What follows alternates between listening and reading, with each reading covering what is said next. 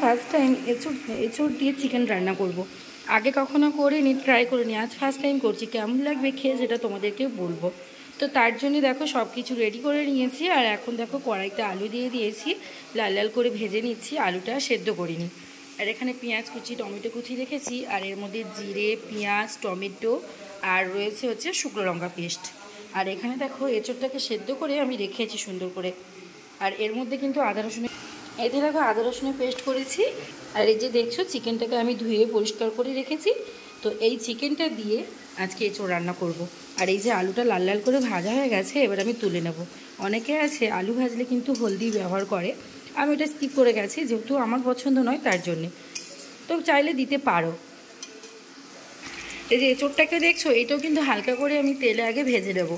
তার জন্য আমি কড়াইতে দিয়ে দিয়েছি, এটা ভাজা হচ্ছে। লাল লাল হয়ে গেলে আমি তুলে নেব। এই যে দেখছো আলুটাও ভাজা হয়ে গেছে, এঁচোড়টাও ভাজা হয়ে গেছে। হলদি দিয়ে নি বলে না এই কালারটাই আসছে। তোমরা চাইলে হলদি দিতে পারো, আমি ওটা স্কিপ করে গেছি। আর কেউ আবার এঁচোড় ভাজে, কেউ আবার ভাজে না, সেটা তোমাদের মর্জি। আমার মনে হয় ভেজে নিলে বেশি ভালো হয়, তার জন্য আমি ভেজে নিলাম। তো এবার কড়াইতে তেল আরেকটু দিয়েছি। তেলটা গরম হয়ে গেলে চিনি অ্যাড করবো, আর তার সঙ্গে কিন্তু গরম মশলা ফোড়ন দেবো দেখো। আর এগুলোই দেবো, জিরে, গোটা গরম মশলা, শুকনো লঙ্কা, তেজপাতা, এগুলো দেবো।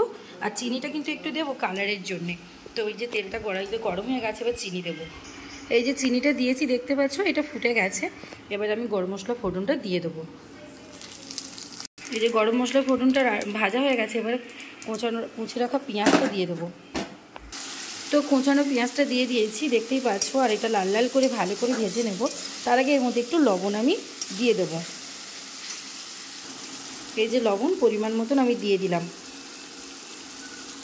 এই যে দেখছো পেঁয়াজটা লাল লাল করে ভাজা হয়ে গেছে, এর মধ্যে আমি আদা রসুনের পেস্টটা দিয়ে দেবো। এই যে আদা রসুনের পেস্ট, এটা আমি দিয়ে দেবো।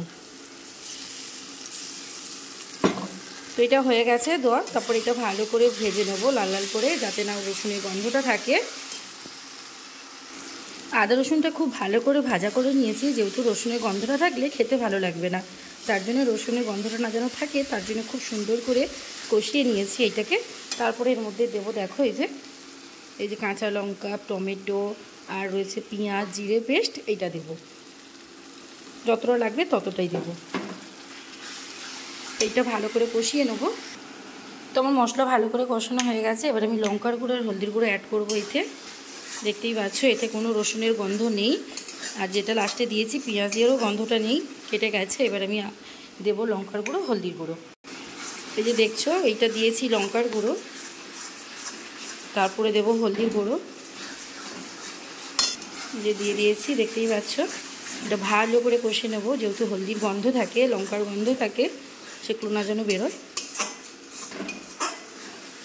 তো ভালো করে কষানো হয়ে গেছে, দেখতেই পাচ্ছ তেল ছেড়ে দিয়েছে গা দিয়ে কীভাবে, মানে এটা কষানো কমপ্লিট হয়ে গেছে। তারপরে দিন কয়েকটা টমেটোমের টুকরো রেখেছিলাম দেবো বলে দিয়ে দিলাম। বেশি দেবো না, টমেটোটা অল্পই দেবো। তো এর মধ্যে এবার আমি চিকেনটাকে অ্যাড করব। তো চলো চিকেনটা দিয়ে দেওয়া যাক। এই যে চিকেনটা দিয়ে দিয়েছি, এবার ভালো করে এটা কষিয়ে নেব। এই যে দেখছো আমার চিকেনটা ভালোভাবে কষানো কমপ্লিট হয়ে গেছে, সেটা দেখেই বোঝা যাচ্ছে, যেহেতু তেল ছেড়ে দিয়েছে কি সুন্দর দেখতেই পাচ্ছ। চিকেনটাকে বেশ অনেকক্ষণ কষানোর পর দেন চলে যাবে এগুলো দিতে। তো এগুলো এখন দিয়ে দেবো, ওই ভেজে রাখা যে আলুটা আর এঁচোড়টা দিয়ে দেবো। এঁচোড়টা কিন্তু কষিয়ে নিতে হয়, হ্যাঁ ঠিকই কষিয়ে নিতে হয়, কারণ এঁচোড়টা তো আমি ভাপিয়েছি, তারপরে দিন আমি ভেজেও নিয়েছি, তার জন্য না কষালেও কোনো অসুবিধে নেই।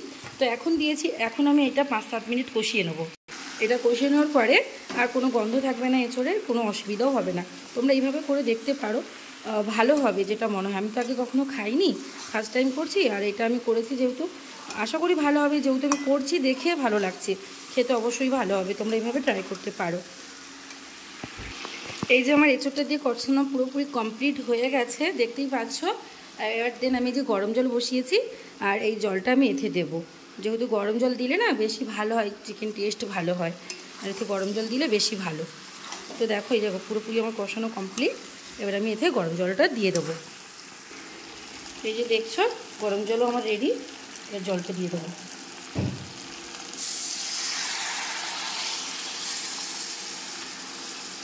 পরিমাণ মতন জল দেবে, যে যতটা গ্রেভি পছন্দ করো ততটাই কিন্তু জলের পরিমাণটা দিতে হবে। তো আমার জল দেওয়া কমপ্লিট। এটা ভালো করে ফুটে আসলে তারপরে দেন দেবো সানরাইসের গরম মশলা পাতা, মানে গুঁড়ো দিয়ে লাভিয়ে নেবো। ব্যাস আমার রেডি এঁচোড় মাংস। তো চলো, ভিডিওটা কেমন লাগলো অবশ্যই কিন্তু কমেন্ট বক্সে জানাবে। ভালো লাগলে লাইক, কমেন্ট, শেয়ার, সাবস্ক্রাইব করে পাশে থাকা বেল আইকনটাও দাবিয়ে দেবে। তো চলো, এখন এটা পুরোপুরি ফুটে রেডি হয়ে যাক, তারপরে এদের লাস্ট ভিডিও দেখিয়ে ভিডিওটা শেষ করব। ততক্ষণে চিকেনটা হতে থাকুক।